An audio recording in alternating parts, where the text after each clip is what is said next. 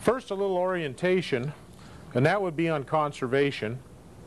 And you'll note that the first order of business, as is in the text, is water. We're in the business of conserving water. It's become a very precious commodity. In fact, many places in the world just don't have any water. If you're in Southern California, you're going to pay an awful lot of money for irrigation water.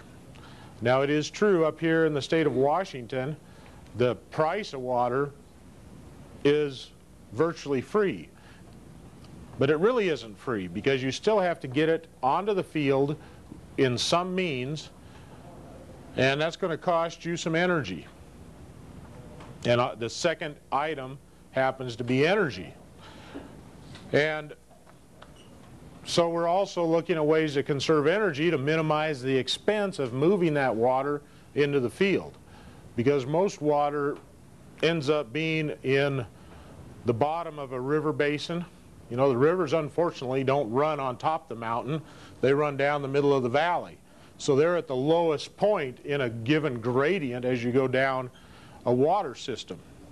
It has this characteristic of always wanting to flow downhill, and it's always seeking its lowest point of energy, which is always the lowest point in the valley. And also, an awful lot of our water isn't even on the surface, it's underground.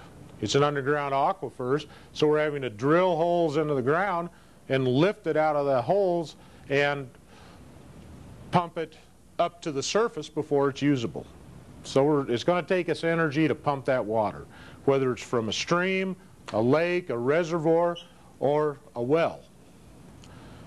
Now, there are some areas in the country that have in the Northwest that have the opportunity to have canal systems that do run on the high parts of the property. If you go up here to the Columbia Basin, you go into the Yakima Valley, other irrigation districts throughout the Northwest, they run the canals on the highest point of ground possible, so that the water is delivered up on the upper part of a given field or property, and then it has gravitational fall to go into the property.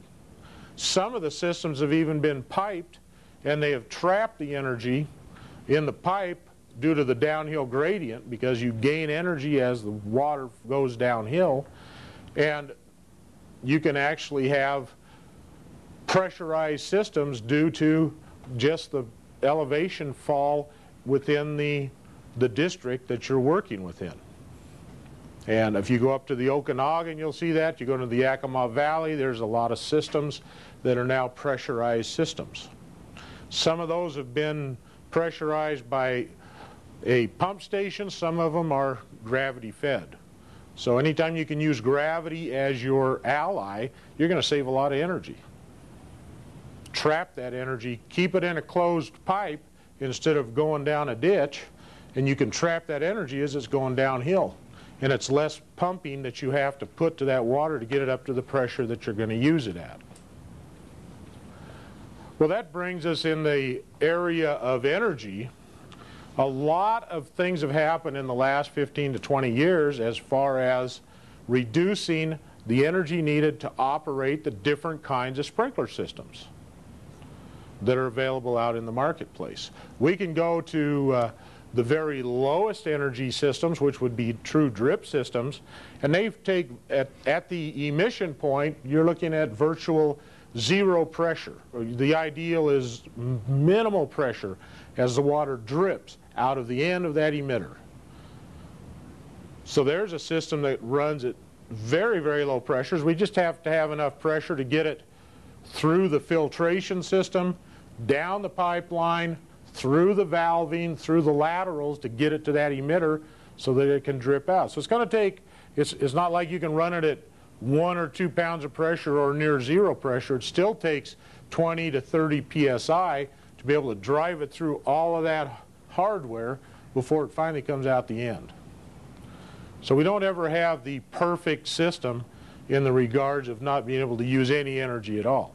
Now, it can be a perfect system as the operator is concerned if it's gravity fed at the top end and there's enough gradient hydraulically for all that to take place, and you still get the amount of emission you want out the bottom end of the pipe simply due to elevation drop. Hey, that's the ideal system. And it takes away the need not only for expending the energy to pump the water, but it takes away the need of even owning the pump. The capital cost of a pump has disappeared, as well as the operational cost of the pump. Unfortunately, that is the rare exception. So what we do is we then try to make the best of a bad situation where we're having to pump the water by taking the sprinkler system and trying to minimize the amount of pressure we need to put into the sprinkler to get the coverage that we desire.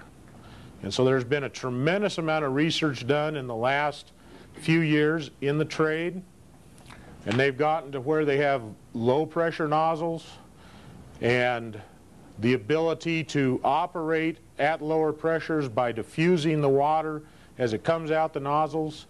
Instead of having great big huge droplets flying out, there's ways to break them up so that we have a little better dissipation and